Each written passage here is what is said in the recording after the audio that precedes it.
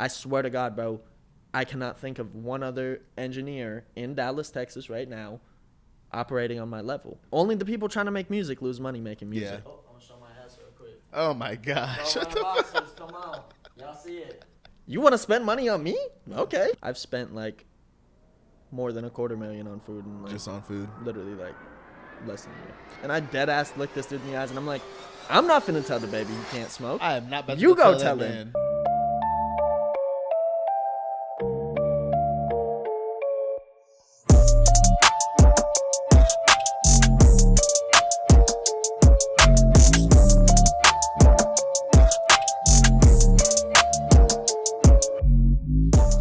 What is up with you guys? It is your boy Jay, and we are in the beautiful city of Dallas today, back with another episode of Everybody Hates Jabber, another great week on the podcast. We appreciate you guys for tuning in, for watching, for subscribing, doing all that great stuff that you guys do. We got a dope guest with us today. Today we got Mr. Killshot himself, all the way in Dallas, man. How you feeling today, bro? I'm feeling good, feeling great. All right today, bro. How Just doing, had bro? a little shot. You know what I'm saying? Got in that right mode. Oh, yeah, of course, man. Of course, bro. Appreciate you turning out, showing up, you know what I'm saying, and coming out today to talk about you know what I'm saying. Who doesn't love to talk about themselves, though? We've been planning this for months, bro. I know it has been a minute, bro. I know. Locked it in. Now we here getting it done. So that's what's up, man. So where did you get the name Killshot, man? We just started off right there, man. How'd you come up with that? There's really so many influences, but the one that I've been going with lately is I'm the one and only, bro. Yeah. You cannot replace me. It only take one opportunity to change your life. Yeah. And you're either going to be precise or you're going to miss it. That's facts. And I ain't fucking missing. Yeah, I'm going to hit it with shit. the kill shot. You dig? Where did you get the is that who says like the tag, like the kill shot? I got a couple different tags. I got like Brick Wolfpack that says one, and another one's like a sample from a movie clip or something. Oh, really? Another movie, yeah. Lit. Let's go. Hell yeah. So you produce and you're an engineer, right? That's correct. Is that correct? So which one do you like doing more? There's not. It's like a tandem. Like that's what I was gonna ask too. On is the it level like I one of work those at, things? like I do both on an expert level. Yeah. And it's like one into the next, if that makes sense. Yeah. Do most people that do produce work, do they do audio engineering too, or? That's like a loaded question, because like you're gonna have your super technical engineers who are like, nah, that's not a real engineer. Yeah. But at the end of the day, like if you're manipulating audio, kind of an engineer. Right. I got you. So what exactly is an audio engineer? Because I'm honestly don't know like what exactly that does. Like what exactly is that, and like how does that fit in the process of bringing music to life? If I had to define it, an audio engineer's responsibility would be creating the song start to finish. Gotcha. They're going to show up to the studio, the artist, the songwriter, maybe a producer. They might bring a YouTube beat. Yeah. But I can guarantee you, if they leave the studio with an incomplete song, they're going to blame the engineer. Really? So 90% of the time, beyond knowing how to record, how to mix, how to EQ, compress, what the best reverb is, XYZ, it's really being able to make the vibe happen. Right. Finishing the mission. I got you. Influencing and like encouraging the artist to get through their song. Yeah. You know. But what exactly do you do like behind the scenes? Like, I mean, besides like, you know, just like the vibe and stuff, like technical wise, like what does an audio engineer do? Okay. So recording, it starts with like signal flow and gain staging. Okay. Right. So like same thing like right here. We got a microphone. We got the cable. It's taking it over to our interface. It goes in the computer. That's step one. Right. That's signal flow. Okay. Once we got it in here, now we need to get the right microphone level. Okay. And also, you know, it could be instruments or several other things. But once you've got your level set, that's gain staging. Yeah. Keep in mind, like, I adopted this principle. Shout out to my homie Irko. He's a badass mix engineer behind Jay-Z. He did Donda for Kanye West, a bunch of crazy shit. Lit. Shout out Irko. He has this principle that is record like there's no mix like there's no master. Okay. So when I do so, my recordings are coming out sounding like a mixed record. Okay. Because I preset my levels to be exactly what they're going to be when it leaves. Yeah. You know what I mean? And sure, I might go in there and edit some things or alter it 10%, 20%. Like the goal is not to change what I have as an engineer. The goal is to enhance what we have. It, make it better. So pretty much like the engineer, like they take care of like all audio levels and like just the way everything kind of sounds. The reason I put it on completion of the song is because like, let's say a label hires you, right? Like they're calling you like, hey, can you turn in the Pro Tools session? Okay. You're like, I don't have one. They're going to be like, what did we pay you for? Yeah. They don't care if the artist came there and sipped, drank, and popped a perk and passed out and smoked 10 backwoods and then skated. They care that they paid you to record a song and you didn't do it. And as crazy as that sounds, like, that is why I am so successful, because there is no excuses. I have zero toleration for excuses. So what do you do in that? Have you ever had a situation like that where somebody does just like, and what do you do? You got to find how to like get them, how to inspire them, if that makes sense. Inspiration comes and goes, right? I haven't got to where I am off of inspiration, although it has played a role. I've gotten to where I am off discipline. Because I'm very disciplined, I'm able to snap into the moment and be like, all right, he want to be difficult, 2 can play that game. Hey bro, you mind going in there and freestyling for me real quick? They'll be like, huh? I'll be like, yeah, just I'm gonna load up a beat, just go freestyle some shit. Once I got a couple ideas from their lyrics and shit, I'm gonna put together a hook, I'm gonna start sourcing some shit, and then the biggest thing, I'm gonna give y'all some serious sauce right now as an engineer. Okay? We get the sauce, okay? I'll ask them like, hey, you remember when you said this? And they never said it. They'll be like, yeah, for sure, that's hard, let me punch it in. That's how you get them to do what you want. What you need, really, because at the end of the day, like, the easiest way to influence someone to do something is to make them think it was their idea. That's facts. Right. So go ahead. I was just gonna say, understanding the psychology behind communication and how to like really like persevere through something. Facts. Because again, there's zero excuses. If we leave without a song, you're never working with me again. Seriously. Have you ever had that too, where you did have to leave without a song? And has there been any like artists where you're just like, damn, like this was a really great opportunity for me, and like I'm gonna have to pretty much cut ties or relationships with this person?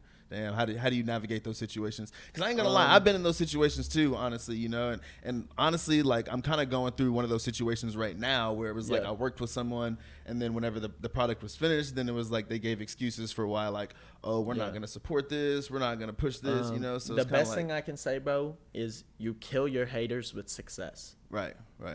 You keep doing you keep succeeding, you find a way, you don't make excuses. People are going to gravitate to what you have going. Facts. Y'all could have had the worst falling out ever. And in 2 years, when they see you up, riding in the lamb truck, 2 chains on, bust down rollie, they gonna be like, oh shit, bro, like, you remember when we was doing this? Like, because time is the ultimate thing that will give you perspective, right? Facts. And the one thing I personally have realized is things that were major issues for me in my past early days, really weren't that big of a deal at all. Everything tends to be a bigger deal up here than it is in the reality. So when you can start like compartmentalizing and then also having awareness as to like what emotions you experience, it's different to say I have anxiety versus I'm experiencing anxiety. One's freeing, one's controlling. You know, like when you adopt that mindset through life, I literally feel like I can do anything. I feel that for sure too, because I was just listening to a podcast, George Jenko. Do you know who George Jenko is? No, I'm not. He used to do with podcasts with Logan Paul, Impulsive, and stuff like that. He does his own now, and he was on a podcast with Andrew Tate. They were basically talking about that same thing with anxiety and depression and stuff, and like how people can sometimes get it into their mind that like, oh, I have depression, and then it just kind of. And I agree with it. It kind of makes them have depression, you know? Like when you constantly think like, oh, I'm depressed, I have depression, I deal with depression, I fight depression, you're going to be depressed, you know what I mean? Like you're going to a therapist, you're talking to a therapist for hours about your depression, about how sad you are, about how life sucks, you know what I mean? And they give you pills that alter your mind and make everything suck more, you know what I mean? So it's like people don't really...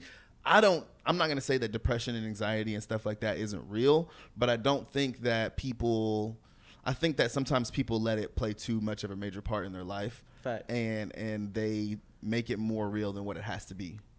I agree. I do think they're real. I think it's real for sure. Like the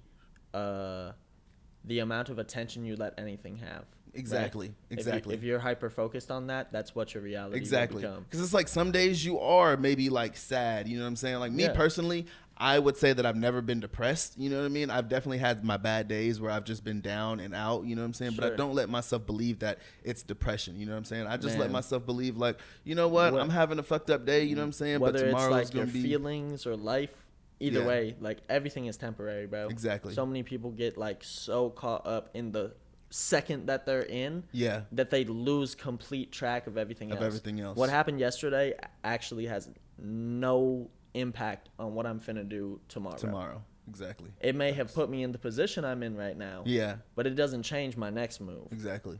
And anybody who want to talk about, oh, well, if only blah, blah. Excuse. Yeah. I don't want to hear that shit. Yeah. I'm going to just be honest. Yeah. I'm kind of cutthroat with it. Like, I really do not have any toleration for excuses. Facts. Because when I make an excuse, my people on my team going to hold me accountable as fuck. Yeah. Like, hey, Yeah. That's some bullshit, bro. Yeah. Why are you bullshitting yourself? That's the most important thing. Like, at least keep it real with yourself. Yeah. At the end of the day, I can look back and say that, like, I'm accountable for my actions. And on top of that, I am aware of what is necessary to continue excelling. Yeah. At a rapid pace, at that matter. Because let me tell you what. Yeah. 5 years ago, I ain't have shit, bro. Right. Literally. Right. I was in college. I worked a regular job. I knew no rappers in the industry. I had 0 placements. I had YouTube expertise of how to engineer. Yeah. Yeah. And if you go to my Instagram right now, you can see the 5-year journey as to how far I've come. Yeah. It comes so you kind of keep it all there so that people, that's the way I want my stuff to be. You know, I'm like in that first year now, but like I'm just envisioning like how much I've already done in this first year and where I'm going to be in 5 years. I want people to be able to go back to that very beginning and see that journey. Like see like, man, this dude really started off from nothing, terrible quality, terrible setup, like everything, and grinded his way up to, you know what I'm saying, what he's got now. Hey.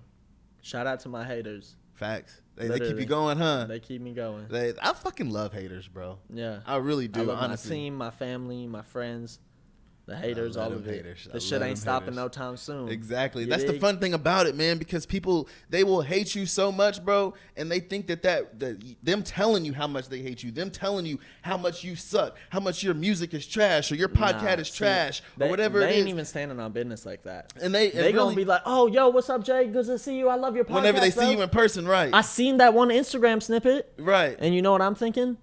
Why you ain't like it? Right. Why you ain't comment? Why you not share it? Like, oh, you do fuck with me? That's weird. Because when I was talking to the other homie, he said that you was low-key hating because you're not in the same position. Fuck with me. Exactly. And they think that shit's going to stop you. And it's like, bro, that shit don't matter to me. That shit do not matter to me. You're not going to bullshit me. Exactly. Yeah. So one way or another, this is what I can tell you. When someone shows you who they are, believe them. Yeah. People will be exactly who they are meant to be. Yep. 100%. You can go talk to anybody who knows me. Yeah. I have a flawless reputation. Yeah. People will tell you I'm willing to risk it all to make it happen. Yeah. And I'm going to bring my people with me. Because ain't no way I'm going by myself. Hell nah, man. Ain't no fun going by yourself, bro. I'm telling you. Ain't no fun. You want to go fast? Go by yourself. Yeah. You want to go far? Go with the team. With the team, yeah. So what about being behind that mastering board kind of made you fall in love with that position with it? Man, I don't know what made me fall in love. I think it's more of like an obsession. Yeah. It's like an addiction. Yeah.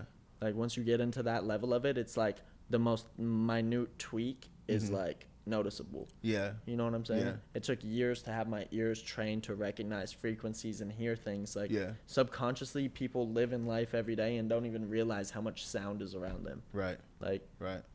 How much does that like obsession kind of play into like that post production and just like how much like do you obsess over those little things? Because I know sometimes like for me like the smallest little thing that looks off and I'm obsessed and I'm YouTube video and how to fix this, how to do this, spending hours on this one little thing. When I was getting my foot in the door, I think I was much more obsessed with it simply for the fact of like you crave perfection, right? And of course. Like as you evolve, you really want to give the best product possible. Yeah. And then as you become successful, you start realizing nobody really gives a fuck. Yeah. All they care about is seeing that finished product. Yeah. That's not to say a low quality product is going to sell for a Louis Vuitton price. Exactly. But that is to say that if we source the same brands that get the blanks for Louis and stamp our shit on there, we could probably sell it for $500 a t-shirt too. Type shit. So if you understand your market and what that competitive analysis of your marketplace looks like, it's very easy to navigate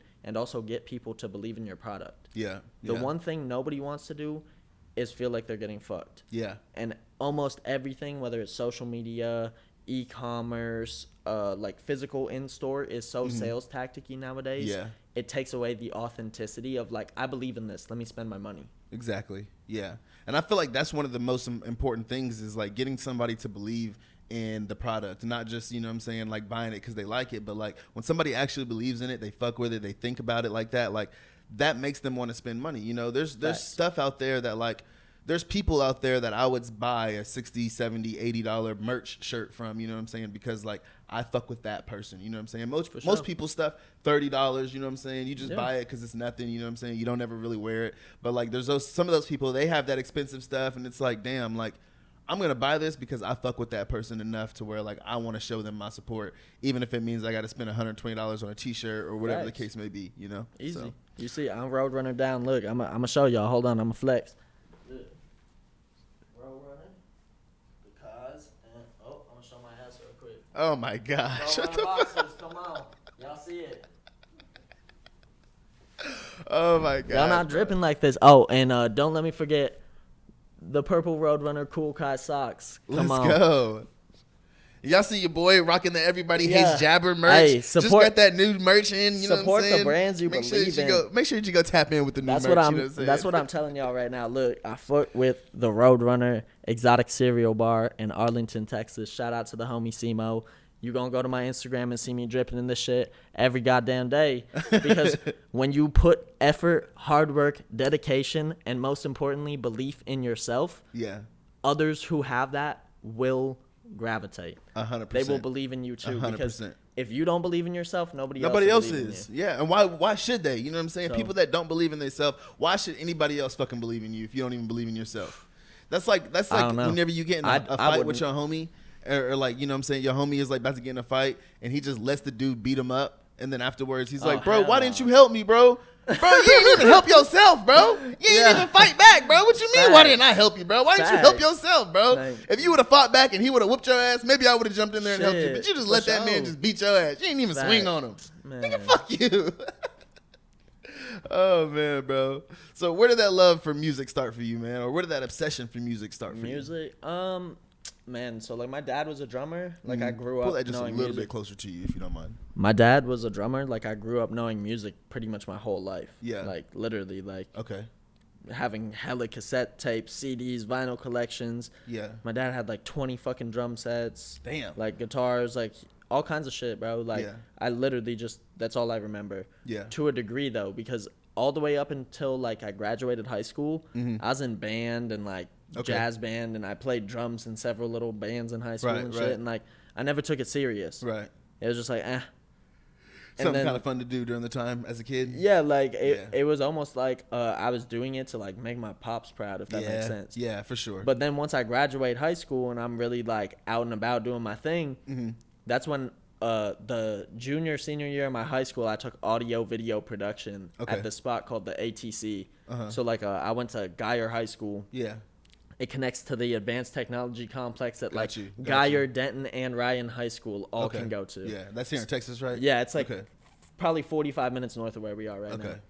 But at this spot, it's for high school students who want to take like an extracurricular that's hyper focused on, like, they had a culinary arts program, they had an automotive program, they had a audio video like production. That too for welding. Yeah, exactly. So I went to the audio video production program there, like my junior and my senior year. Like I used to fuck around in this class, bro. Like me and my friends used to have fucking so much fun. We would be on the craziest shit. Because at that time, bro, you're like in high school, but like those classes are usually with like older kids and stuff, and like the teachers really don't care. Shout out to my teacher, Mr. V. Yeah. He used to literally drive that dude fucking insane. Like, he had to have hated us. Right. Like, like he probably hated himself every day. His job. But we had so much fun. I'm not gonna lie. Like, bro, low key failed us on our final project because he said that it wasn't on topic.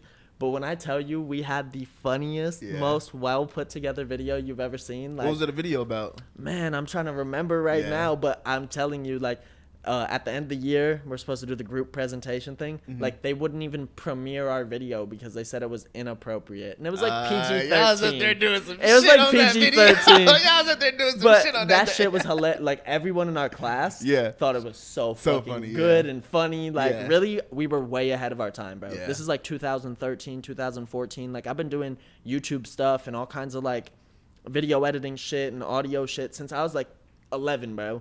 I'm 27 right now. Got you. Like, this is not something that's new to me. Like, I didn't. It ain't new to me. It's true. Yeah, exactly. Like, I didn't pick the shit up and just start doing it. Like, I've been doing it. Yeah. I just got a lot more accurate with how I was gonna do the shit.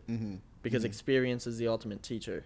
What kind of music was it that you were kind of listening to at first? Like whenever your pops was kind of playing his music and stuff? All kinds. Like, my dad listened to tons of music. Fucking Ozzy Osbourne, Van Halen, Motley Crue, fucking Rush. Like, all kinds of like throwback music. Fucking Fleetwood Mac, shit like that. I got you. And then, you know, I got into like probably rap music sometime around 8th or 9th grade. Yeah.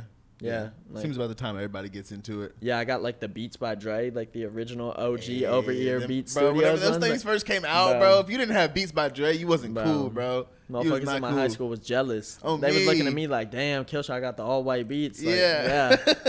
I remember I had a white pair too, bro. Yeah. Walking through high school, bro. I'd sounded fire. Like, honestly, those are still some of my favorite headphones. Dude, they were so good, bro. Like, I'd be walking in school, walking around class and stuff. Dude, I remember one time I was sitting in class and I was listening to the song. Oh shit, I can't remember who sings the song, but it's like a nasty sex song, and it's just like talking about like, who the fuck gonna smack you around and take that shit or some shit. I can't remember.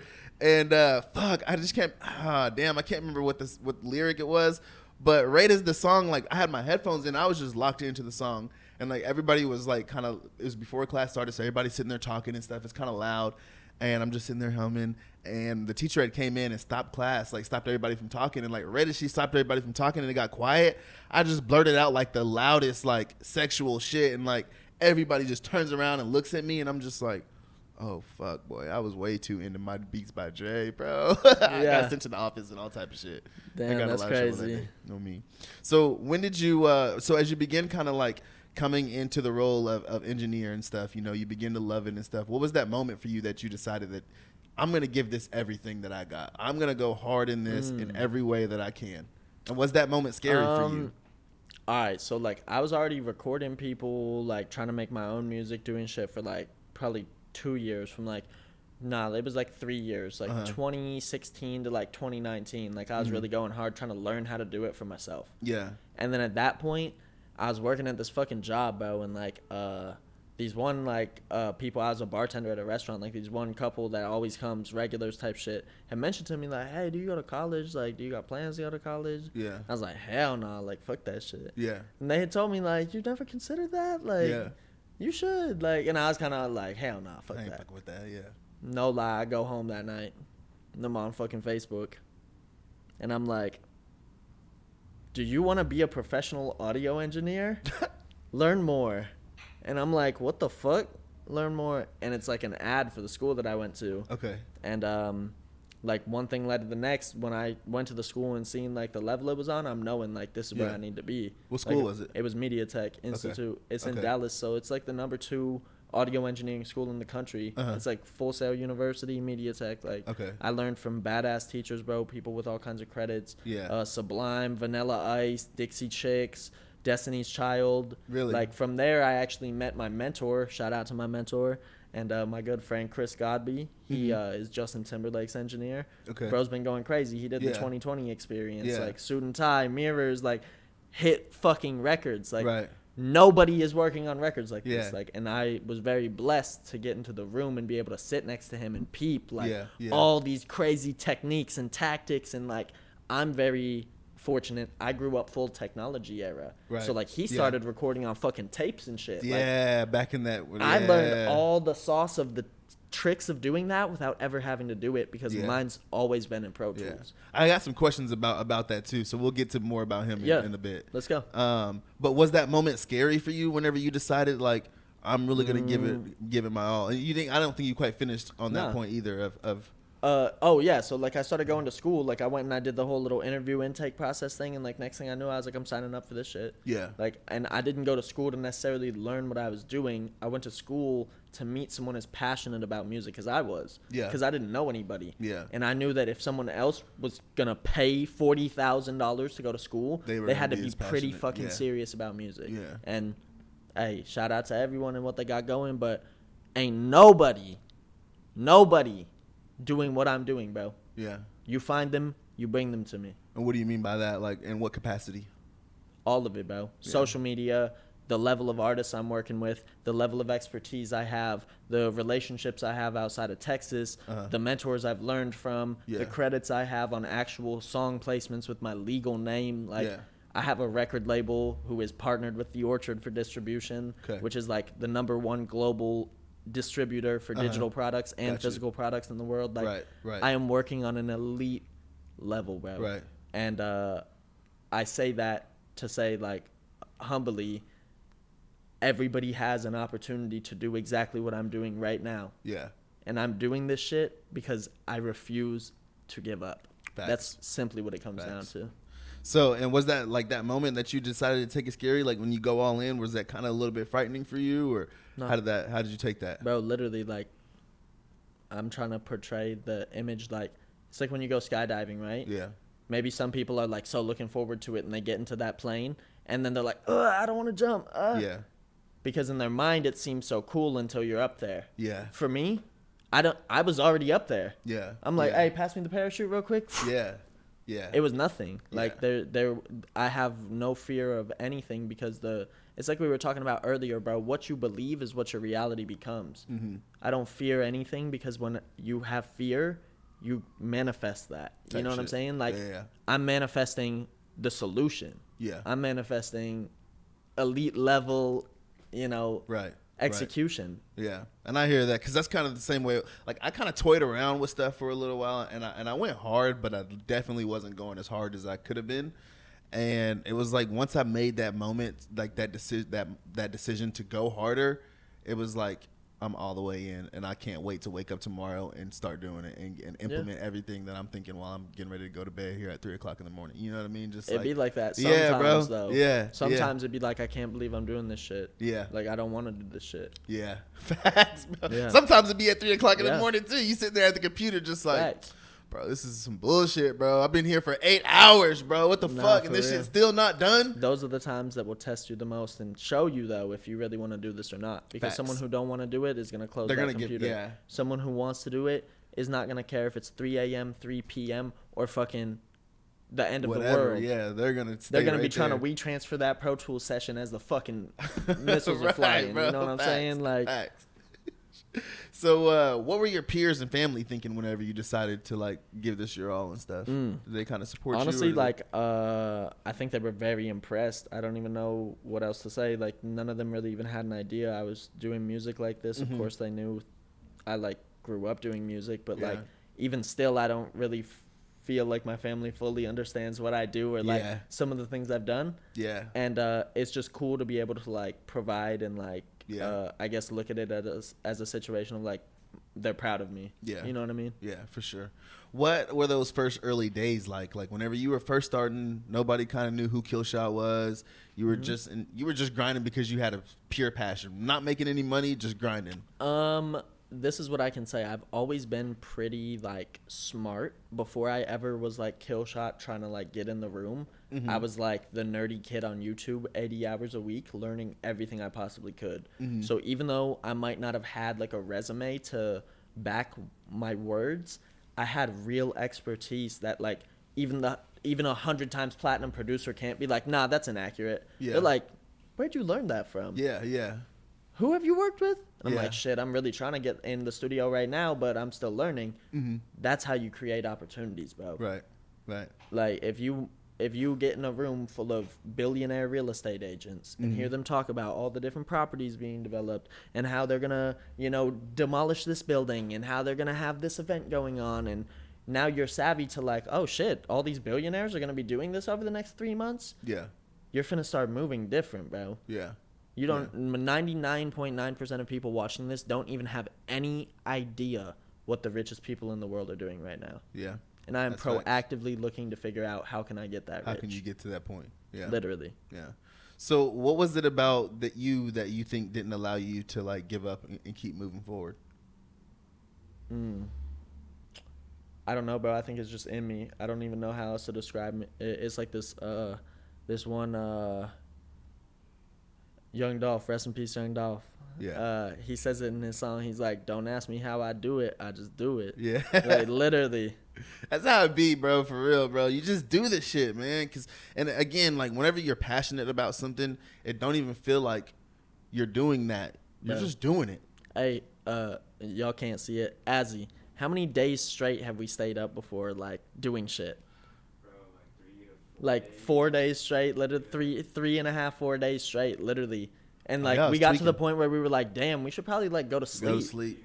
It just didn't, like, time didn't even exist, bro. Yeah. Because when you're really having motion, Yeah.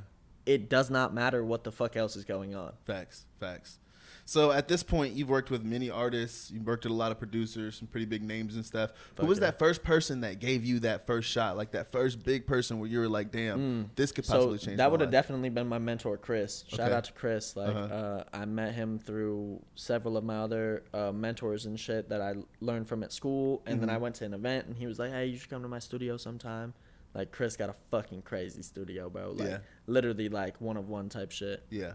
But I started working with him, and he not only has worked with Justin Timberlake for a long time, he works with Timbaland almost exclusively. Okay. So me and him did Chloe Bailey's album together. I worked on several other Timbaland songs with him. We've done shit with like Murder Beats, Metro Boomin, all kinds of shit, bro. Like placements I would have never been able to get without him. Chris kind of like opening that door. Yeah. And it's not that I never would have been able to get it. It's that it would have literally taken me a lifetime of work to get there. Like I got invited in because Chris realized I have resource, I have utility. Like he even would tell me like, I like how you're like young with the shit. Like what new plugins are they using? What new this and that? Yeah. Because he's so busy doing shit. Yeah. That like at this point he doesn't have to learn. Yeah. Even though the best people always stay learning. And that's things like he's taught me a mindset and principles on how to exist longevity wise. Because again, he's been doing this almost 20 years. Right. Like not many people have that kind of longevity in the game. And for me personally, I believe that like longevity is so much more important than short-term intensity. For sure, 100%. Because you burn out so quick. 100%. And bro. even if you go this fucking hard, like max capacity hard, how do you compete with that or one up that? If I do 1% if I get 1% better every day, bro. Yeah. In 100 days, in 1,000 days, in 10,000 days from now, people are going to see results. Yep. And that's exactly kind of where I am right now too. You know what I'm saying? Where it's like I see so many other people that are in the same realm that I am, and it seems like they just started, and they're doing a lot more numbers than I am, got so much more traction, and I'm just like, whatever, man. You know what I'm saying? Like I'm happy for them. You know what I'm saying? I'm happy for them, but that's not gonna stop me. You know what I'm saying? It's not gonna make me feel like, oh man, if I ain't hit it yet, then I ain't never gonna do it. I do not even look at what other people are doing. Like I don't care. Like genuinely. There was a point in time where I like really looked up to these rappers and other engineers and producers. Like I respect it. I admire people popping their shit and doing it their way. Yeah. But I do not give one fuck about what you got going on if it does not directly affect what I got going on. Facts. Because at the end of the day, everyone wants this lifestyle, but they don't understand what comes with it. What comes with it. Yeah. Nobody knows how hard I've had to do, like the level of work I've done to get in this position. I have lost more money than probably the majority of people make in 1 year trying to make this happen, bro. Yeah.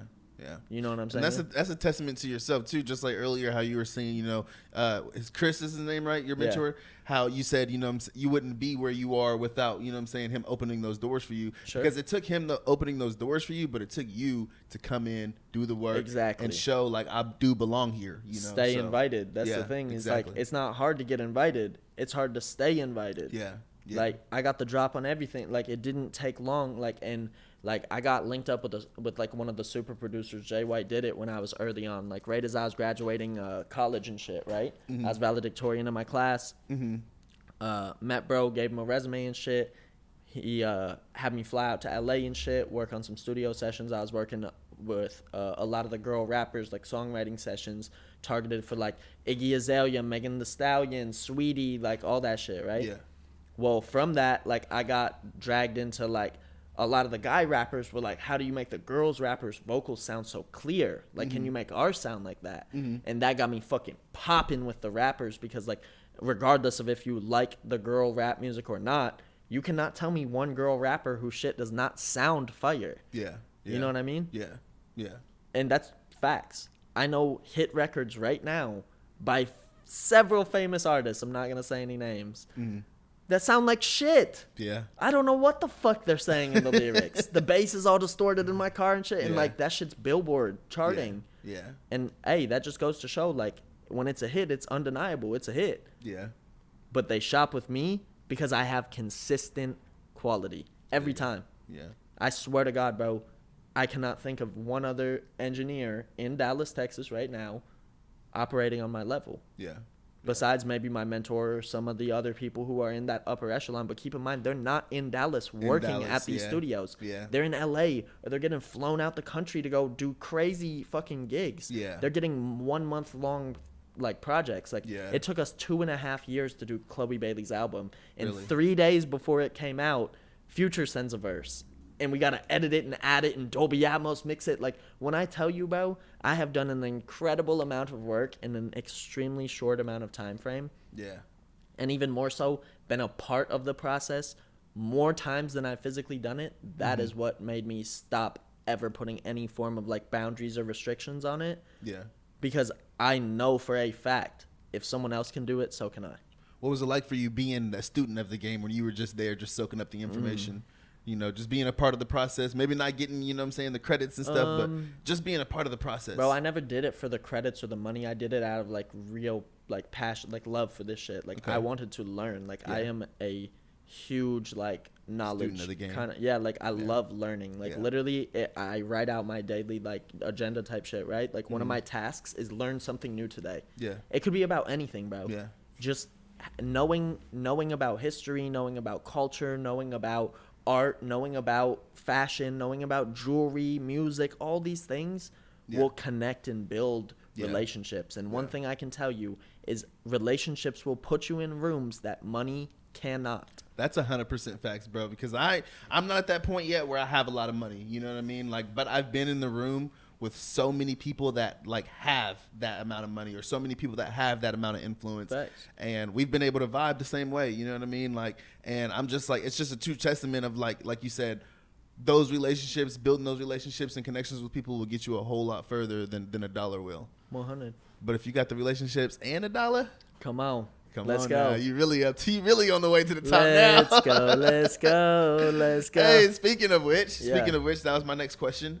You also did some work on with Key Glock, right? That's correct. On that Let's Go song. That's correct. Yeah. So what did you were audio engineering on Yeah, that so song? I recorded, like, mixed a little bit on it. Okay. Shout out Chef Boy RBs, that's the homie. Yeah. Had a paper route engineer. He finished out like the song and mastered it and shit. Yeah. Like, and you know, I've been working with Glock since probably like 2019 or something like that. 2020. Been a little minute then. Yeah. Yeah, like I've been working with him for years. Like, Let's Go was the first song that he's released that we've worked on, but shit, when I tell you we got hits in the chamber, literally, like he know, bro got thousands of songs, like literally, like it's crazy. Yeah. What was it like being in the studio with working on that song? Like, did you guys know it was gonna be a hit or? Fuck yeah, like immediately, like high key, like it's one of those things, like if you know, you know, but it wasn't like we were like so ecstatic, like, oh, what an amazing song. It was just like everybody knew, you know. Then in addition to that, it's like Glock is such a hard worker, bro. That's one reason, like, I would definitely drop what I'm doing to go work with him, because he's gonna work. We're doing 3 to 4 songs a night in the studio. Like, other artists show up and in 8 hours record 1 song. He does like 3 in 2 hours. Right. Ready to work, ready to go. Literally, like, and bro is extremely talented. He's his own vocal producer. He's his own songwriter. Like, bro know how to engineer. He'll be like, hey, let me sit down real quick, and he'll start touching. I'll be like, what the fuck? Like, hell yeah. Like, I fucking love that shit, bro, because it's like these artists really care about becoming an artist. It's not just about showing up and performing and getting paid.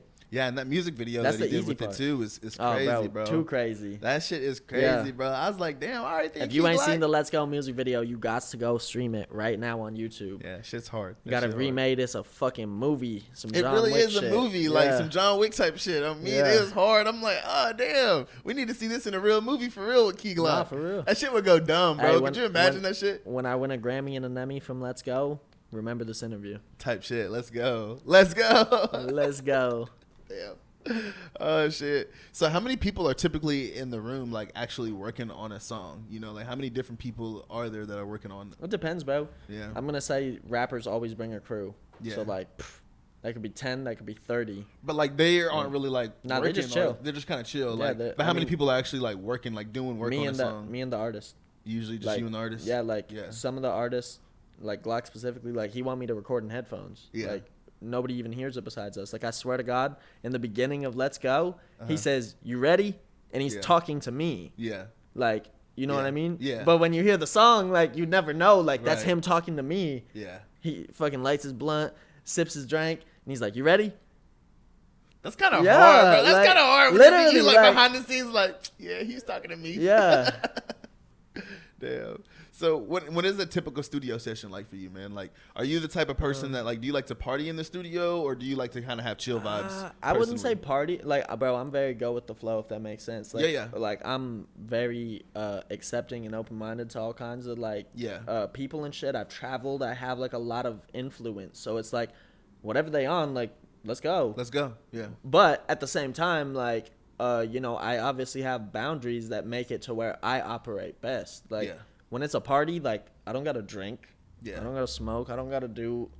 They can do whatever the fuck they want. Yeah. That's not to say I won't. That's just to say, like, if I'm feeling it, I'm feeling it. And if I'm not, like, nobody is ever going to peer pressure me into Doing some shit you know what I mean? It's like one of those things, like, if you want to operate in the entertainment industry, music industry, like, you better learn how to be cool with, like, a bunch of people smoking weed and drinking all the time, because you're not going to be invited anywhere if you're definitely not like, making it into the room. especially not the fucking studio. Yeah. You know what I'm saying? Right. So I just feel like it's one of those things about, if you're cool, like, you're just cool. Yeah. You know what I mean? Like, people don't even think twice. Right. Right. It's your energy. It's What's very one of the important. craziest moments you remember in the studio? Craziest, wildest moments. The craziest, wildest moment. That would be the craziest, wildest moment. Who? Yeah. All right. Orlando, I'm sorry, bro. I love you, man. Orlando Brown hits me up on the IG. We run some studio sessions and shit. And, like, I guess his son, like, pissed on the couch of the studio, like, peed himself. And, like, it got, like, all soaked into the couch of the studio. Fuck that studio, by the way. He knows who I'm talking about. Yeah.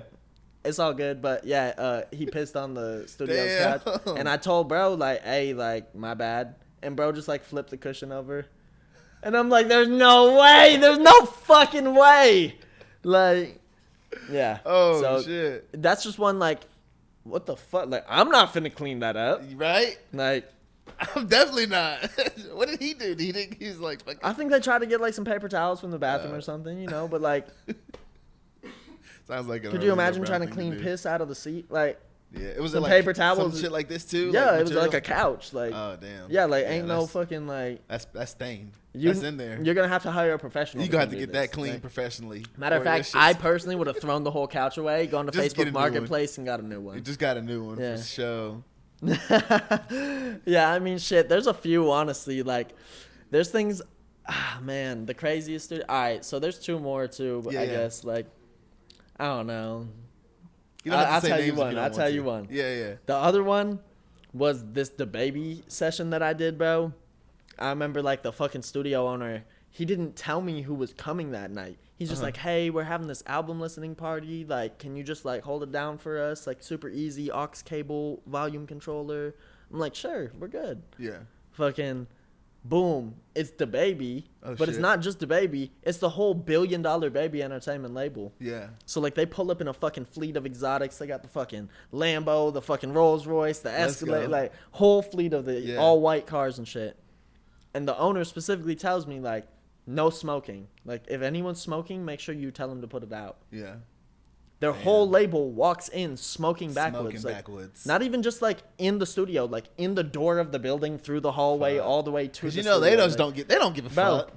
I see the fucking assistant dude of the studio, and he's like, "Hey, they're smoking weed," and I'm like, "Yeah." He's like, "Go tell them they can't." And I dead ass look this dude in the eyes, and I'm like, "I'm not finna tell DaBaby he can't smoke. I am not about to You go tell tell him." man. So he was like, "Nah, I'm not finna tell him." So like 2 hours later, and sorry Trey, the owner dude Trey comes over and is like, he walks out the back office, no idea of anything, sees all this fucking weed smoke clouded in the studio, looks at me and says, "Who's smoking in here?" Oh my god. And you know what I told him? DaBaby? I don't know. Oh. Bro was fucking pissed, and I guess he goes in the studio and he tells fucking one of the dudes like, "Hey, y'all can't be smoking in here," and he didn't realize it was the owner, and he's like, "Fuck you, dude," and like blows weed smoke in his face. Like, that was the end of it. Everyone kicked out. Kicked them all out. Bro, me and fucking Hollywood Baby was laughing so fucking hard. Like, my face hurt for 2 days after that night. Oh my god. Because it was so fucking funny. Facts. Like, literally, I can't even make the shit up. But damn. Yeah, shout out to, the $1 Billion Baby crew. I've been fucking with them for a long time too. Yeah. Like, it's one of those things. Texas has such a unique music economy, bro. Like, when people come out here, like, there's not a lot of us. Yeah. So it's really easy to like navigate and get tapped in with the people doing it because there's only a few. Yeah. What is the do you have like a favorite artist that you've worked with in the studio? That is a very loaded question. Probably 03 Greedo. Yeah. But that's not necessarily the favorite, although it is one of the favorites, Yeah.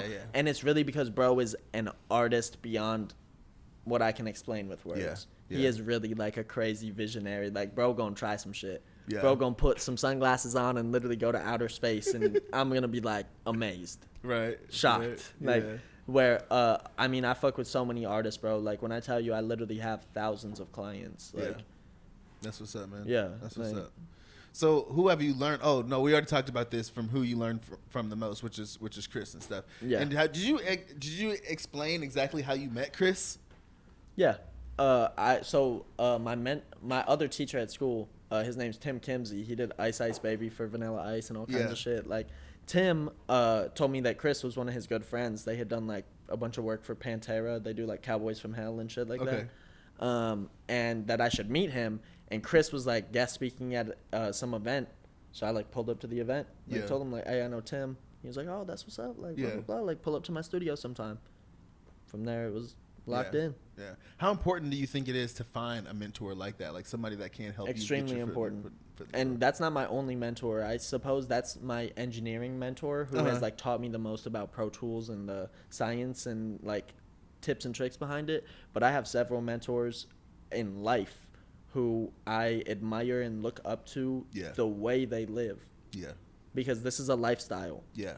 Literally, like, if you do not align with this lifestyle, you will not be accepted, and you cannot fake or project this lifestyle. Yeah, like, it is something that you either learn and build, or you naturally are born into. Right. Who are some of your favorite artists that you're listening to at the moment? If I had to put a playlist on, it's like Key Glock, Dolph, Money Man, T Grizzly, Greedo. Who else I've been fucking with lately? Speaking of T Grizzly, did you ever watch that? Have you watched that robbery series that he did? Hell yeah, that shit's dude. fire. That shit is so hard, bro. Well put together, bro. It's so well put together. There's a reason he is as successful as he is. The only bad thing is it takes so long, bro. I've been watching that series for like 3 years now. It feels like, bro.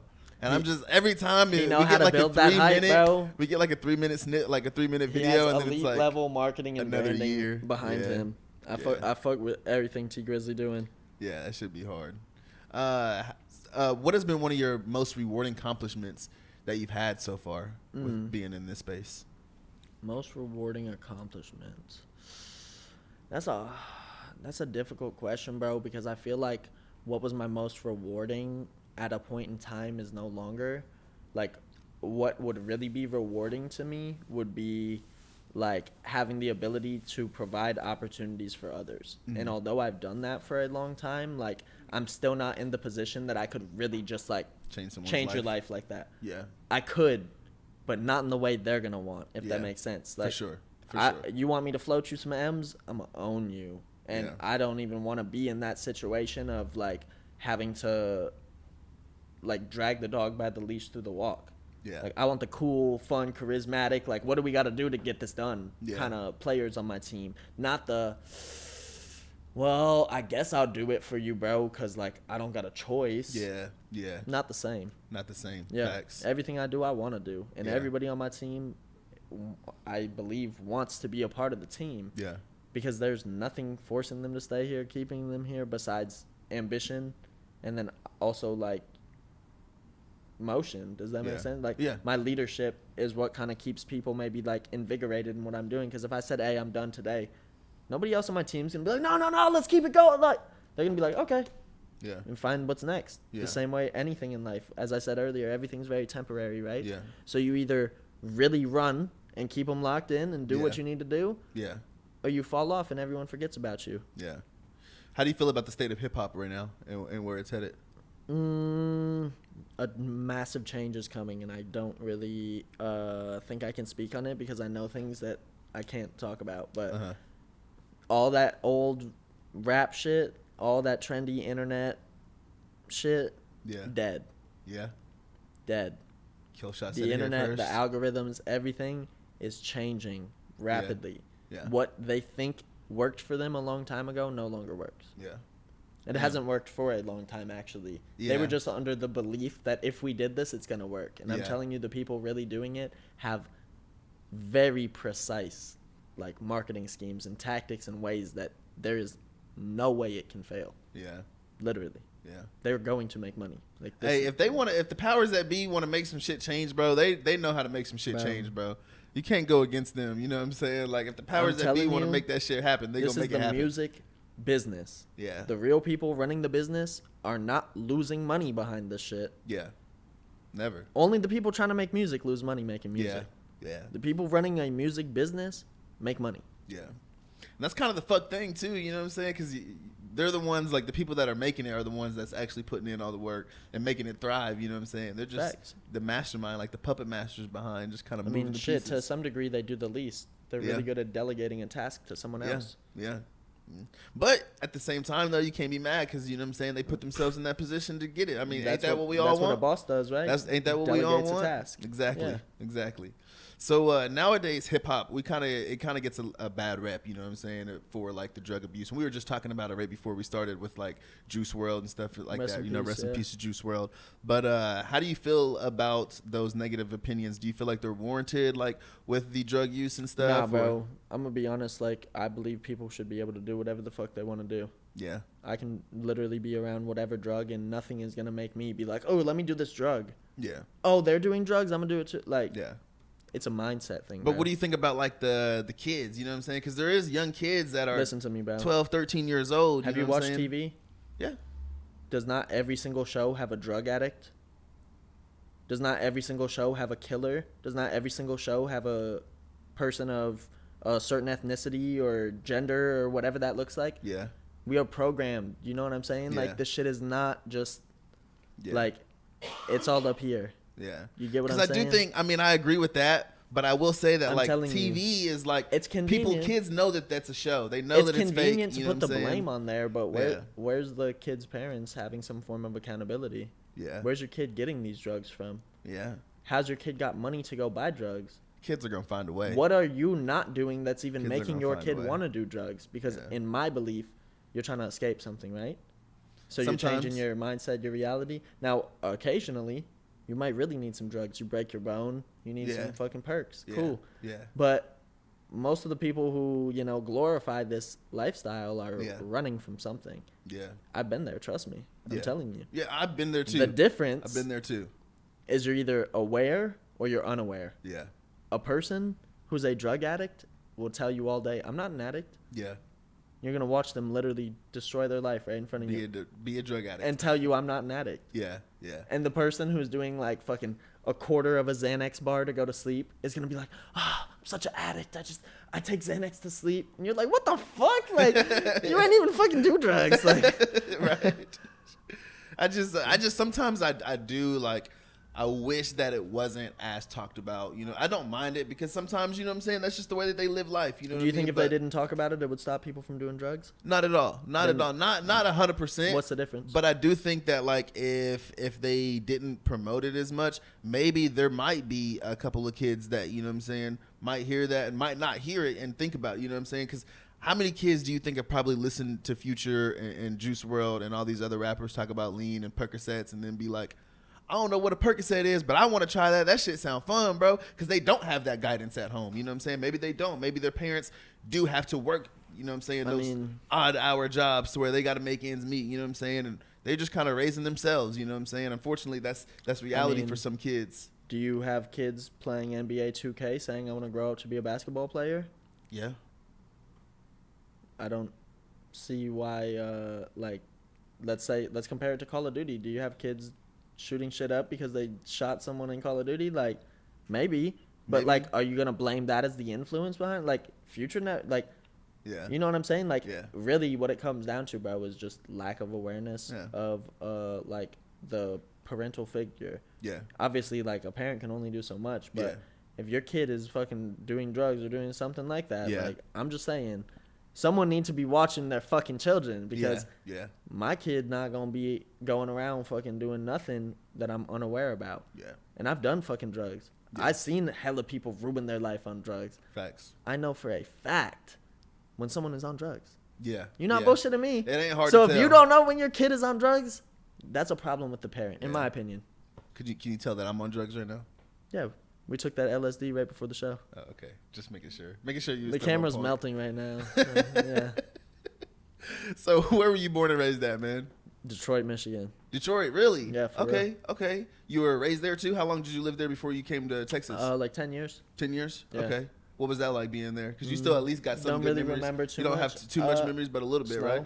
Yeah. Snow. Like I grew up in like Macomb Township, Warren, Livonia. It's like somewhere around like 8 Mile and shit like that. Yeah, okay. Like my grandparents lived on like 13 Mile or something. Like you be watching the Tubi movies from all the Detroit? Hell no, I don't watch any TV actually. Okay. Yeah, like literally, like I actually hate TV. Them hoes. My big bro would tell you he gets so pissed. I'll like go to his crib, we'll like smoke, chill and shit.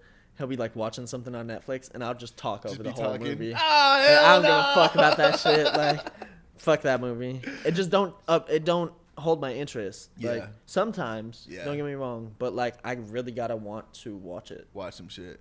I used to have a homeboy that would come over and do that. I'd be like zoned into the TV watching something. He'd come over, get to talking, and I'm like, bro, shut the fuck up, bro. Wait till the show is over and then we can chill, bro. You know, I have this show. theory that like some of the greatest research ever done has been lost because it was only held in a conversation, right? Yeah. So many people have developed so much in the world having a conversation and then documenting it and someone else picking up off of that. Yeah. Like without the documentation of the conversation, shit's dead. Now, keep in mind, sometimes you have the conversation, you get the result, and maybe you don't know how they got it, but the result still happened. Yeah. And so much in this world has been built off of someone telling someone to do something and it happened. Yeah. That is why I feel like, for me personally, I'd rather have like maybe a conversation or do something intelligible than like sit there and watch something that's fake. Yeah. That's just how I look at it personally. And don't get me wrong, like, again, if it's like, I don't know, Marvel or like fucking Avengers, like, sure, that shit's really well made, so it piques my interest. Right. But like the majority of this other shit, it's like, I've been on $1 million movie sets. I've worked on all this shit. Like, it literally is smoke and mirrors to me. So it's just not as enticing or thrilling. Yeah. So what was life like for you growing up? Like, were you born into a successful family, a broken family? What was that like? Like kind of medium. It's like, it's middle ground. Like, my dad was an air traffic controller, so like he had like decent money, but never really home. Yeah. My mom was like a stay-at-home mom, and I mean they had like decent money, like middle class type shit, you know. Yeah. But my parents got divorced probably when I was like 15 or 16. Oh, okay. Like that's really when I like grew all the way up. Yeah. Like I've really been like living on my own since I was an adult at 18. Like my parents used to tell me like, you're 18, like you're an adult now.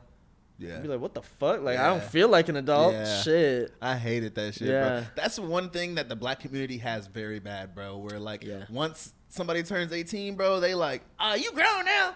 You need to start paying bills. Nah, you need to get the hell out. bro, You know, like nah, damn, I got kicked the fuck out. I can't chill until I'm For real. 21 at least. Like, Nah. damn. So how did that home life help mold you to the person that you are now? Man, honestly, Or that divorce even. I had like a fucking iPod Touch when I was like fucking 11. So Yeah. I was on the internet and YouTube doing all kinds of crazy shit. Always tuned My parents in. didn't even know what the fuck I was doing in my room. And then I like got a computer and an Xbox and all kind. I used to play competitive Call of Duty and shit. Really? Like, yeah, like I used to really be like very good at Call of Duty. Yeah. Like top 100 in the world type shit. Like, Yeah. very good. Man, I wish my aunt and uncle would have been. I grew up with my aunt and uncle. They raised me and stuff, and they just were a little bit more old school. So it was more like go outside and play and stuff. And like Yeah. once internet came around, like they really kind of kept us sheltered a little bit from the internet. You know, as much as I probably would have liked. You know, for a good reason, I'm sure. But like, I remember playing like online Call of Duty. I remember getting in trouble once because I was talking to somebody like from, I don't know, Michigan or wherever, you know, and I'm in Kansas talking to this guy. We're playing online, and they come in there. They're like, who are you talking to? And I'm like, oh, I'm just talking to this guy that I'm playing with. And they're like, get off that game. You know what I mean? Yeah. Like, they start getting mad. Like, you don't need to be talking to nobody that you don't know. They can be a rapist or this or that. And I'm like, damn, bro, this dude was chill. Like, his name was Murphy. He's a black guy that was smoking weed. Like, he chilling, bro. Yeah. Yeah. That shit used to suck, man. Been there, bro. Been there too many times. You got any kids of your own, man? No, I do not. No? We Maybe planning one on day. it, man? You would like to one day, maybe? I told her to take this plan B and stop playing. Bro said, not anytime soon, but maybe one day. You believe in marriage? Yeah. Yeah? Yeah. Yeah. Would But- you feel comfortable with marrying a woman who makes more money than you? Of course. Come on. She was like the breadwinner, like she was the one. I mean, this is the thing, bro. Like, at where I am in life, Yeah. money doesn't even really, like, matter to me. Yeah. You know what I mean? I got you. Effort, lifestyle, habits, like, that matters to me. Yeah. If my bitch not going to the gym, not eating healthy, not living, like, similarly to me, whether that be a skyrise downtown or, you know, a nice 5-bedroom house, some shit like that, like, disqualified. Really? And to even have stuff like that takes Yeah. a certain routine and lifestyle to obtain. Yeah. So it's like immediately 80% of these hoes not even going to be considered by me, just being honest. So you wouldn't mess with a girl that was like lived in like a regular apartment, like a little 1-bedroom Maybe. studio? What does that next 3-5 year plan look like? Because I know what mine look like. She's just a CNA. But she chill though. Maybe. She's super chill. Hey, look, I'm So not saying loyal, it's just fine. about money for me. You asked because of a wife specifically. Yeah. Like, that's why I say, like, I don't know, bro. I need someone that got their own motion. Yeah. I can't be the one someone attaches to and gravitates to, because this is my life and my lifestyle Facts. and my brand, and I've worked so hard to have this. Like, I can't just provide that for them. It's Yeah. not real. That's not their life. Yeah. So they can, like, ride along in passenger seat all day, but are they gonna feel fulfilled? Yeah. Are they contributing? I You don't- know what I'm saying? In some shape. I or can't form or speak for fashion? them, but what I can tell you is I personally would not. Yeah. So that's why, really, I just gotta stay doing what I'm doing. Yeah. And we And gonna honestly, figure it bro, out. there's nothing wrong with fucking wanting that as a requirement. Like, hey, bitch, if you want to fuck with me, you need to be on my level. You know what I'm saying? If Gotta I'm pay the driving, fee. you got to You pay the dig? fee. You know what I'm saying? Yeah. Oh God, no. It be like that, bro. Because one thing that I ain't trying to do is mess with no girl that ain't got no fucking ambitions. You know what I'm saying? Facts. Like, if you're comfortable living in that studio bedroom apartment, being a CNA for the rest of your life, you're probably not the girl for me, honestly. Right. Because And that's the I'm difference. not comfortable Is doing this- shit is like this, that. Is this a phase? Is this a time period? Or is this your long-term Is this goal? your long-term goal? Yeah. Right. Yeah. Facts. Would you make your wife sign a prenup? Fuck yeah. Yeah. 100%. No matter what. Yes. Or like, what if she had more money than you? What if she made you sign a prenup? Would you be mad? No. No. Me neither. I mean, if she was really a boss-ass bitch and had all the shit that she built and was in order, yeah. For sure. I'm with that. Like, I'm not trying to take something that's not Type mine shit, from yeah. anybody. And females You know what I hate mean? that, bro. Like, But you I'll tell a be girl damn that- someone gonna take my shit, to and that's take for my sure. shit Because on me. no disrespect, bro. Like, and this is truth. Like, a man will work his whole life, 50, 60, 70 years old, buy a yacht. An 18-year-old girl will get on that yacht. Do you know how? How? An invite, a text message, a DM. They have no idea what it took to get on that yacht. Yeah. What did it take that guy to get on that yacht? Yeah. A times work. Yeah. People do not value what they do not have to live through. Yeah. And that's why I tell you, I use this principle because, again, I've built my life. Mm-hmm. If anyone's getting a motherfucking cut on my plate, it's going to be my brothers that done contributed. Yeah. Not someone that's just coming around, regular, yeah. thinking that, oh, well, because you chose me, you're going to give me half of every... Got me fucked up. Back to the streets, yeah. Damn, bro. So speaking of signing prenups and stuff, you know, obviously you've had some success and stuff and being able to, you know, acquire a good amount of money. What's the most expensive thing you brought so far, you think? Most expensive thing I bought? Fuck, I don't know, bro. Probably jewelry. Jewelry? Yeah. What's your most expensive piece? How much? This Rolly. The Rolly? Yeah. How much is the bust down Rolly, bro? I ain't trying to pocket watch, bro. I'm just interested, bro. How much is the bust down Rolly? 35 bands. Ew, 35 on the wrist? 35K. Show Perfect timing. Yeah. You see the vibes? I tell you what time it is, but honestly, I can't tell because it's too fucking icy. Yeah. I thought you was going to say some shit like, oh, I don't know how to tell, like a dialogue watch or something, man. Oh, yeah, no, I just can't read it. Like, it's bussing. Like, I literally cannot read it. You can't see it? Yeah. I ain't Shout heard out that to Ice before. Champ. Y'all see the motherfucking vibes. You want to do it right, not do it light, go visit my boy Ice Champ because he going to get you right. You dig? Ice Champ, shout out. So, are you more of like an elegant, expensive lifestyle type of person or like a minimalist type of person? It's a combo. What are we doing? Are we drinking alcohol? Because I'm definitely not drinking well. Yeah. Are we smoking weed? Because I definitely need top shelf exotic. Yeah. Are we shooting a music video? Because we're not finna do it in no C-class Benz. We need a Urus. Yeah. You know what I'm saying? Yeah. But for other things, like, are we on the road? We finna stop at the gas station? We finna do... I'm not finna buy fucking $10 Fiji water. Yeah. I'm finna buy the 7-Eleven alkaline. Type shit. Sometimes. It depends. You know what I mean? Like, you gotta live in that moment, though. Like, if we go out to, like, I don't know, fucking Reunion Tower, I'm gonna ball the fuck out. Yeah. I'm getting A5 Wagyu. Like, I'm not finna... Yeah. But if we go out to, like, Chili's, I'm not finna order one of every menu item just because I can and I got money. Yeah. Yeah. Because I did for a while. But let me tell you, you will not have money if you do this shit. Take my advice. You want to keep your motherfucking money? Find how to live within that boundary that, like, you can comfortably spend when you want. Yeah. It's cool to ball out. Yeah. But if you always ball out, you're not balling out. You're just spending all the time. Yeah, you're going to get taken out the game, for sure. And, hey, man, that's kind of how I am, too, man. Like, if not just, like, if you got it, spend it. You know what I'm saying? I ain't that type of person, but, like... Bro, but at the same time, though, bro, like, if I got it, bro, and I want it, you know what I'm saying? Like, if I can afford it, bro, I'm finna get it, you know what I'm saying? I'm not caring about how much it's costing or how much you think that was a waste of money, you know what I'm saying? Or whatever the case may be, like, bro, if you gonna make money, bro, there's you might as well have some nice shit to show for it. Can I take back my statement? The most expensive thing I've bought is food. Yeah. I've spent, like, more than $250,000 on food. And, like, just on food? Literally, like, less than a year. Honestly, like, that's my crazy, kryptonite, right? bro. Like, yeah. And don't get me wrong, like, not always is it, like, all me. Like, going to group dinners, and sure, people send money sometimes and this and that. But, like, I am the kind of person, like, if I'm going to go out, like, we're going to go all out. Yeah. Oh, so let me ask you this then. Back to the girls, right? So you go out with your girl. She's got all her friends with her. You going to pick up that whole bill or just you and your girl? Excuse me? You going to pick up the whole bill, though? Or, like, you know, hey, yeah, I got everybody. Yeah, don't worry about it, ladies. Killshot got it tonight. Ladies. There's like 7 of them. It's probably a situation. Y'all like it's got to be, is it my girl's birthday? Nah, it's your girl's homegirl's birthday.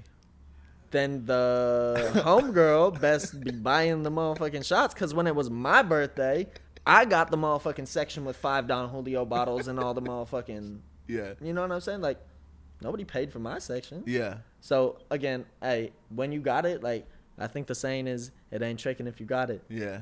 But it's like, you can't just always do that, because then you build that expectation, right? Yeah. Like, there's no way, just because you're my bitch, I'm finna pay the way for all your friends, because are your friends finna come fuck me with you tonight? Because if that's the case, that's the part right there. Shots for everybody. Let's go. We lit. What y'all want? A5 Wagyu, but if that ain't the case, yeah, nah.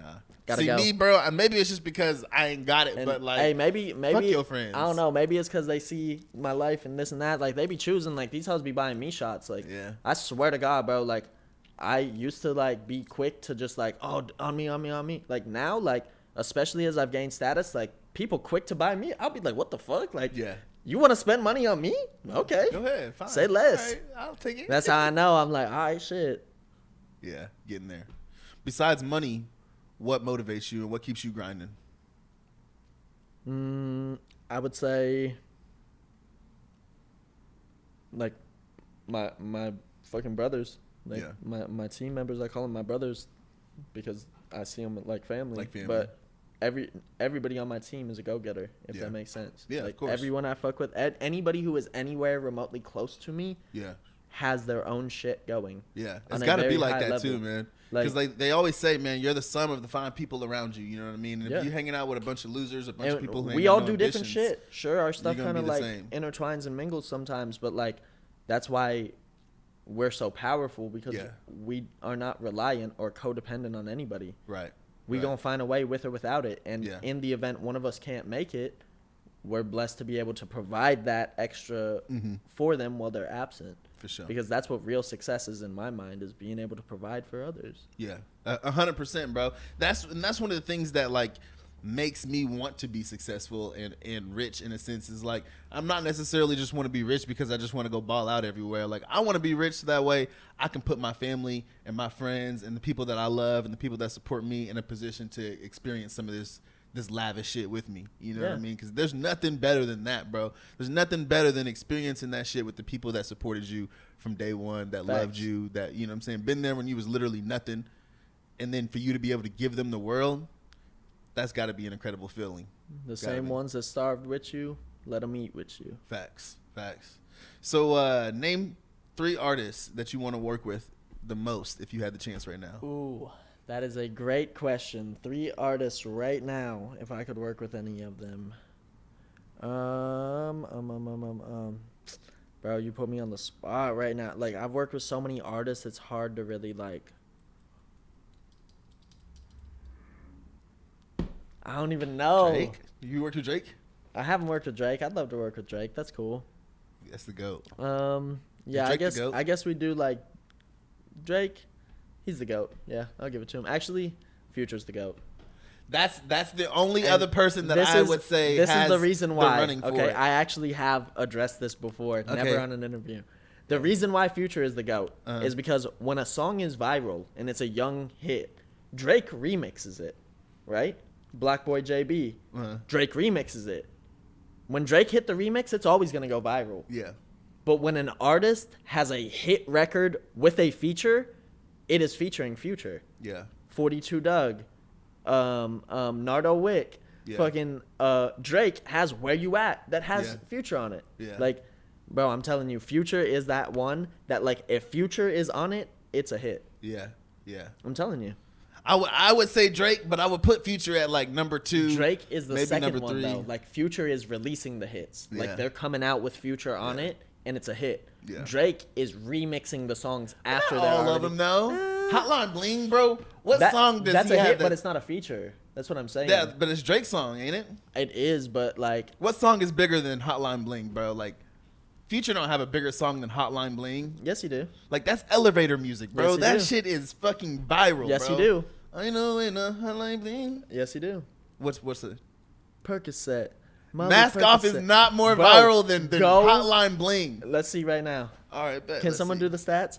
By the way, hey, can I give a shout out to my homie Umair Ali? Y'all can't see him. He's off to the side. This is my motherfucking brother for real.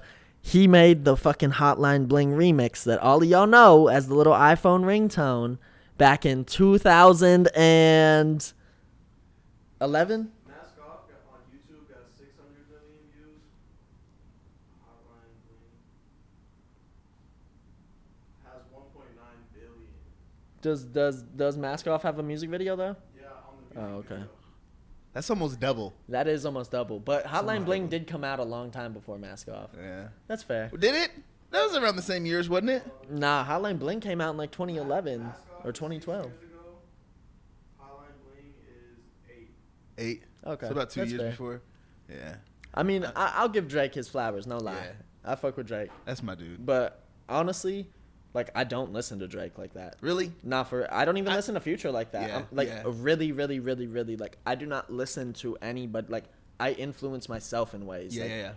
Yes, I listen to new music, and, like, on Fridays especially, they always drop new music from major labels, so Okay. I tune in and see. Yeah. Like, every Friday, I promise you, labels are dropping music. That was one of my questions, too, is how Yeah. important is it for you to stay up on that new current music? Super and the trends important, and but stuff? keep in mind, like, I don't have to do it when I have hella people on my team around me all the time, especially, like, my little bro, Vic. Like, he just turned 20. Like, bro's so hip and trendy and on bro. TikTok and all If this you're shit. under 21, bro, you're I- tuned in, bro. I'm with all about to the be shit. 28. Like, I don't give a fuck about TikTok. Like, I don't. Yeah. I'm literally, I don't even look at Instagram. Like, I'll scroll, and if I see the homies post, like, I'll like and comment. Yeah, But like, I didn't even read the caption. Like, I'm just like, oh, that's the homie. yeah. Type Like, people use social media for different shit. For me, Yeah. I literally Use it to only use it promote for business. That's it. Yeah, yeah. So, who was on your Mount Rushmore of artists then? I know we already got Future. Young Dolph. That's Young gonna be Dolph my up number there? one forever. Okay. Well, I guess maybe you don't have to. Long live Flipper. If it's That's number one. the Mount Rushmore, it don't have to be necessarily a goat. You know what I'm saying? You can put your own. Yeah. Own up there. Nah, but it would be like, it's hard to really give that Mount Rushmore, bro, because I'm so influenced by music. But that's one where he really done something nobody's ever done, Yeah. and then also, you know, pass the torch and a legacy on to other people who have continued to carry that on, and that is something that is admirable that almost nobody does. Yeah. If I had to do that Mount Rushmore though, it would be like Dolph, Gucci, Okay. um, Gucci Mane LaFleur.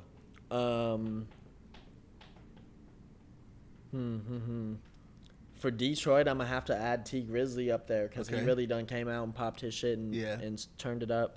I would have to add Polo G Okay. and That's the last one. ooh We only get 4 spots on Mount Rushmore. ooh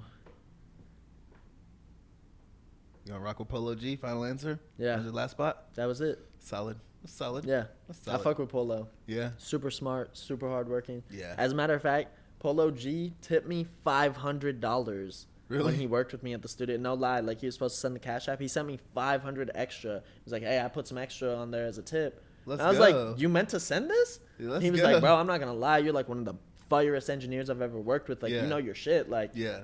So I state that just because, like, bro really having, like, bro's really certified platinum on every album he's ever done. Like, Yeah.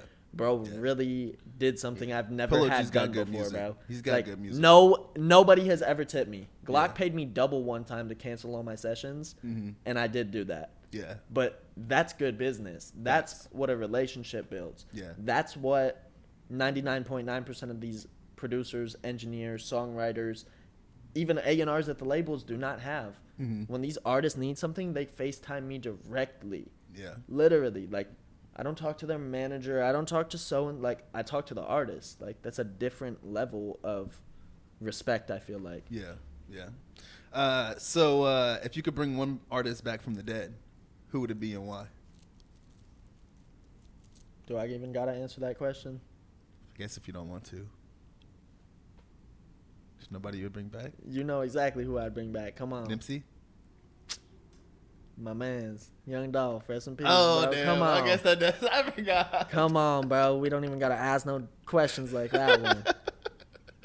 If I had to Damn, go all back this shit one you've more, had- if- you've had- if you I talked had to so go much back about one Young more Dolph, I don't know how to generation, think of though, that. It would be Tupac. Okay. Like that was like 1 and 2 that came to mind. Yeah. But like when I tell you, like, I literally done built my lifestyle off Yeah. of like the paper route empire like blueprint. Yeah. Like, I'm not exaggerating. Like, Yeah. I have literally admired and looked at, like, I got into doing music to work with Dolph. I'm Yeah, not if even I would have been kidding. listening to you at all during Like- this podcast, I would have already knew this, right? Yeah, Like- come on. I Like, was like, bro, that's why have you I'm been like, tuned who are we in at bringing all, back bro? from the, come on, bro.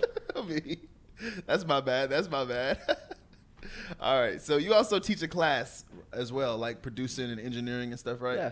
Talk about that a little bit, man. What made you? wanna So I start have that? I have 2 different programs. I have an artist development program, which I really help artists understand, distribution agreements versus major label deals versus contracts, licensing, merchandising, touring, how to get, your music made, whether that's in your home studio or whether that's working with local engineers in your area.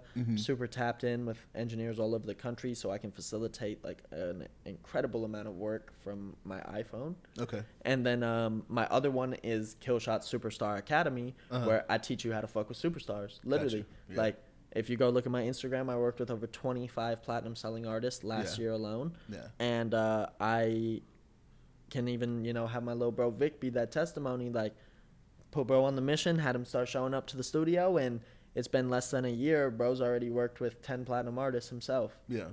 Yeah. And it really is a lifestyle thing where, like, if you are dedicated and you want to do this shit, you will do it. Yeah. That's it. That's what it's all about, man. Literally. For sure. So I seen on your IG, speaking of that, where you met Shaq and stuff. What was that like meeting Shaq, bro? Shaq has got to be like one of the coolest dudes ever, bro. So cool, bro. Literally, like, bro's talking to me about fucking buying an NFL football team and buying a $30 million mansion. And he's like taking phone calls, and he's like got him on speaker, and he's like negotiating deals and shit, and he's like putting it on mute, and he's like, you know why this ain't a good deal, Killshot? And he like unmutes it, and he's like, yeah, blah blah blah blah blah, because they're trying to blah blah blah. Like, it was like a once in a lifetime opportunity. That sounds like some Shaq shit too. And like literally, bro showed up. They booked the studio for like 6 hours. He literally showed up, did his shit in like 15 minutes, and then played me beats for like 5.5 hours because he's like an EDM producer. Yeah, bro has some fire ass fucking tracks. Like, me and him just nerded out and like talked about lit, like plugins, bro, and all kinds of shit. Like, hell yeah, Shaq's hella cool. Yeah, I'm still locked in with bro. Yeah, he's good people, bro. That's definitely someone, when I talk about having a role model, looking up to, trying to parallel someone's lifestyle. If you are down here and want to be up here, start with looking at the people who are up here. You know what I'm saying? Facts. That's somebody who has damn near the biggest name and brand in the country based off of him. Keep in mind, Killshot, I'm the brand, I'm the product. Yeah. Shaq is the brand and the product too. Yeah. If you want to align yourself and get into similar positions, you will figure out what they're doing, because I use this analogy all the time too. Icy Hot would not be what it is today without Shaquille O'Neal. Facts. Or the general.com. Or fucking Ring Doorbell. Or Ring Doorbell. Which is the TV commercial I did for bro, right? Well, me. So outside of the immediate music industry, who's been your favorite person to meet? Now that is a very difficult question, because favorite person to meet, like in terms of just personality wise, like vibe, you caught a good vibe with him.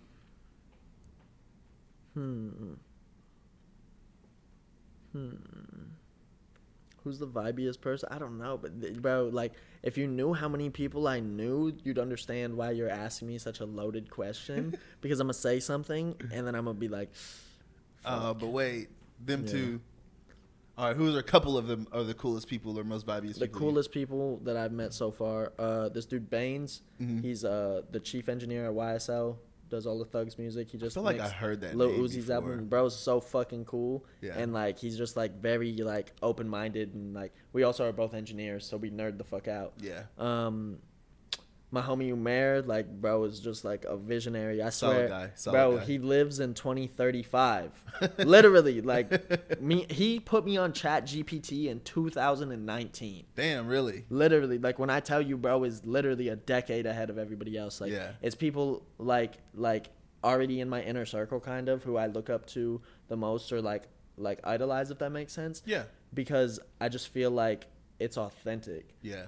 And there's a reason why they're in your inner circle, you know, like, you obviously caught those vibes from them the most, to where it's like, you need to be a part of my team. Well, I think as you go up too, you're gonna start meeting people and realizing like what you thought they did is not exactly what they do, and it almost mind fucks you, because you're like, I had this perception of things happening this way, and I came to realize like it doesn't really work like that.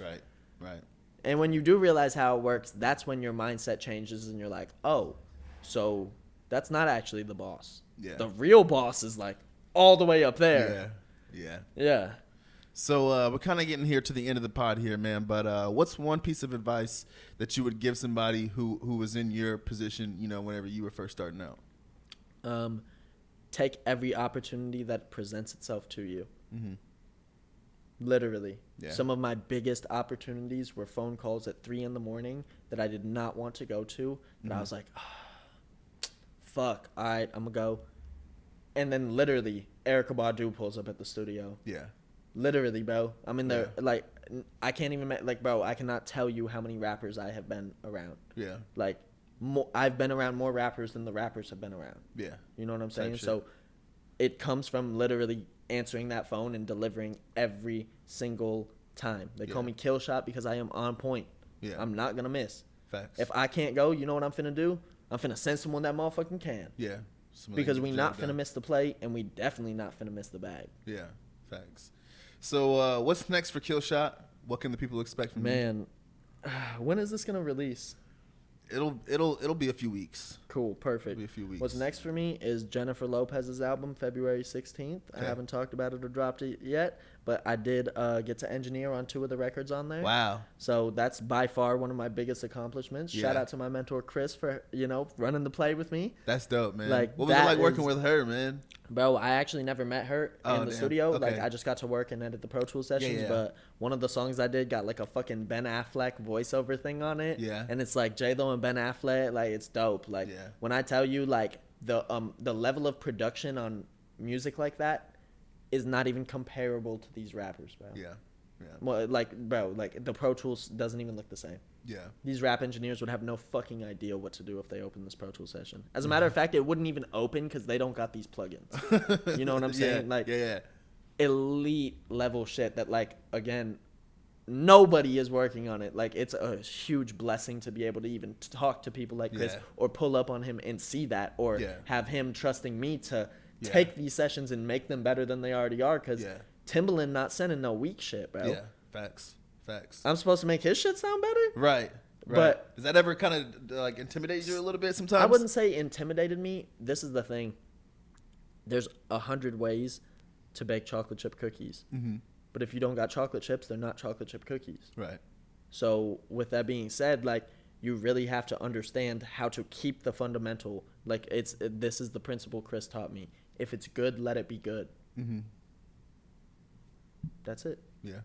Literally.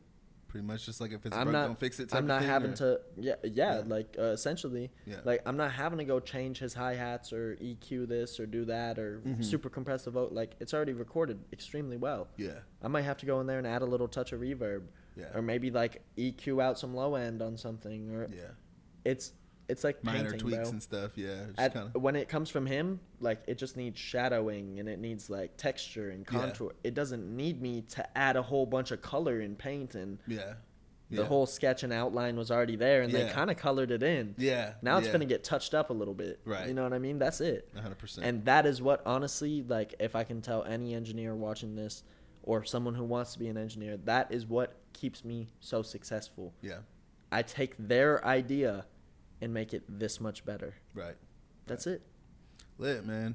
Well, bro, I appreciate you stopping by, man, talking your shit with me today, bro. Most definitely. I Got this appreciate beautiful you too. backdrop here behind us. Yeah. Man. City of Dallas is looking real nice. Top right flow, now. You know what I'm Dallas, saying? you So, know. I appreciate you showing up, man, and talking your shit with us, bro. That's pretty much the end of all I got, man. Is there anything you Hell got for yeah. me? Any questions or Hey, anything? nah, man. I appreciate you for having For me. sure. If y'all want to check me out, yeah. Tell the tap people where in they can follow you Instagram, at. Killshot ENG. You can view my website, killshotrecords.com. If you're an independent artist interested in taking your music career to the next level, be sure to tap in. 99% of y'all are not getting paid what you should be getting paid. And I am not an artist.